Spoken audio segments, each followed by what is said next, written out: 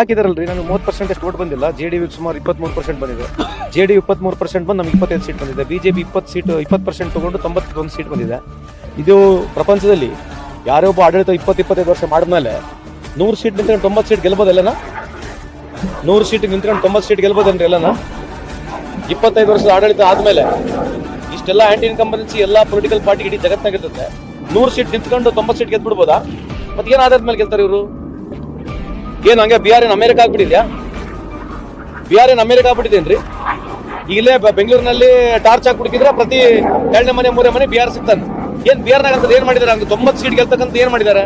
ಅದೇ 65 ಲಕ್ಷ ಓಟ್ ತೆಗ್ದಿದ್ದಾರೆ, 20 lakh vote add ಮಾಡಿದ್ದಾರೆ, 85 ಲಕ್ಷ ಓಟ್ ಗಫಲಾಗಿದೆ, 14 ಲಕ್ಷ ಓಟ್ ಫೇಕ್ ಓಟ್ಸ್ ಇದಾವೆ, 3 ಲಕ್ಷ ಮನೆಗಳು ಝೀರೋ ಅಕೌಂಟ್ ಅಲ್ಲಿ ಇದಾವೆ. ಮತ್ತೆ ಇದ್ರ ಬಗ್ಗೆ ಏನ್ ಚರ್ಚೆನೆ ಬೇಡ.